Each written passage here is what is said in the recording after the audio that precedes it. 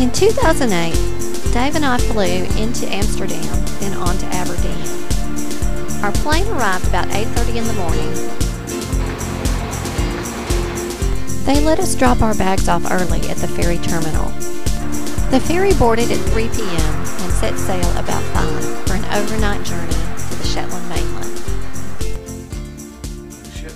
So here's our portal, and here's our little desk area. Here's the captain's room. Bath and shower and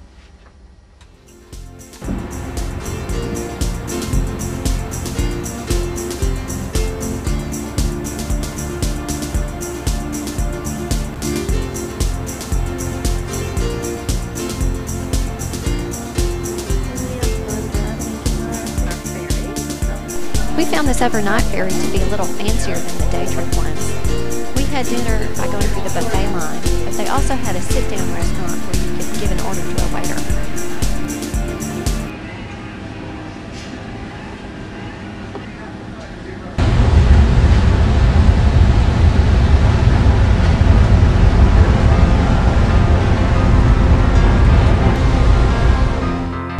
We really enjoyed the crossing and the chance to sleep off our jet lag.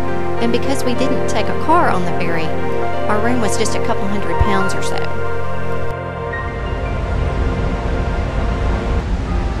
Keeping the watch over the eye. As I scan the horizon on the far starboard side of the ship, I see a sea hag. We pulled into Lerwick about 7:30. Ships going out of here might be going fishing, supporting off-sea oil rigs, or bringing goods to warehouse between Scandinavia, Britain, and Europe. We had a full Scotch breakfast in the cafeteria before deboarding. The Shetland Islands have belonged to both Scotland and Scandinavia in their history, with a lot of Norse farmers settling here. And the people here are very clear that their heritage is very Viking, and they really like to talk about that a lot.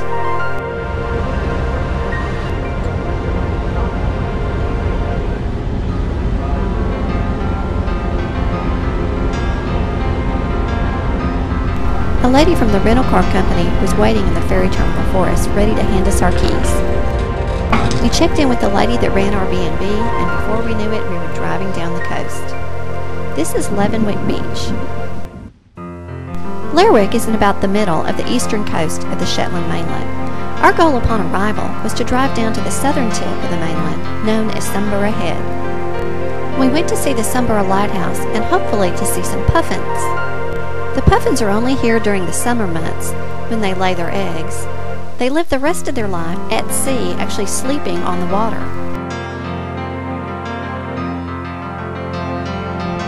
A lot of the tourists that come to Shetland are bird watchers, because the birds do like to nest in the cliffs here.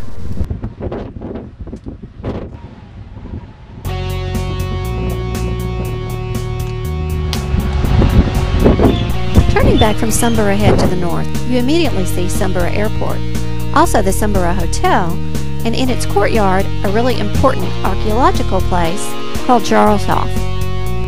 The Jarlshof dig site contains the remains of a Scottish manor house, some Viking longhouses, and some Iron Age dwellings.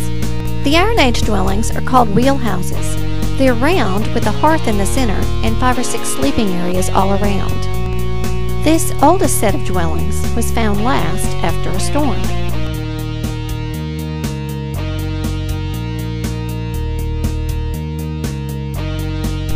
What I thought was tremendously cool was the way that you're free to roam about these ruins.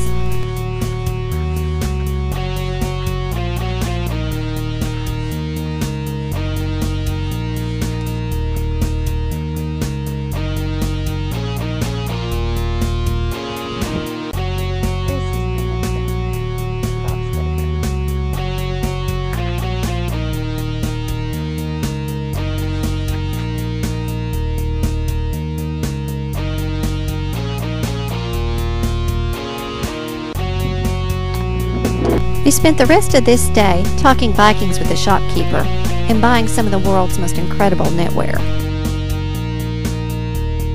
We spent the next day visiting some places like the Croft House Museum. A crofter was a poor farmer who rented his land from a laird and had a cottage on it and just a few acres, under 40 maybe, to farm for his own family.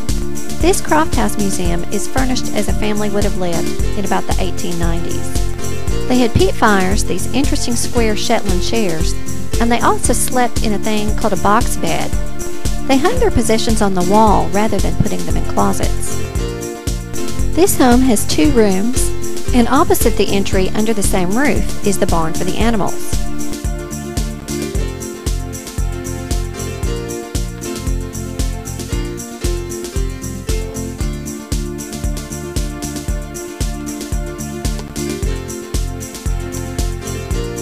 There was also an area behind the center entryway where they dried their grain. They have a guide there to answer all your questions.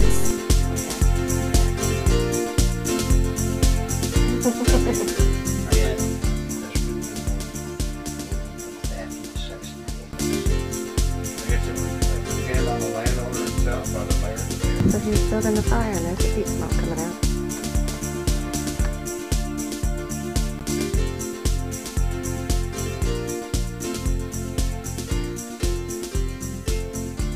You can smell that peat smoke too.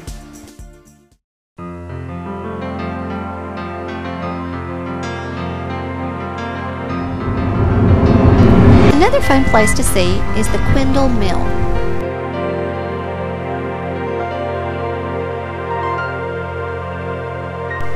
We found it to have this guard goose. Just drive right on. This is parking right here.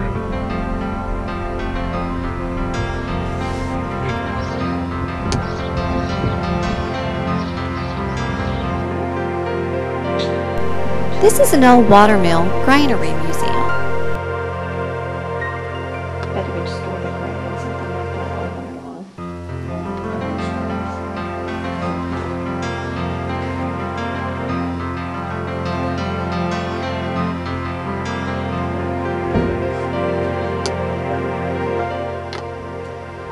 The traditional Scottish hayfork.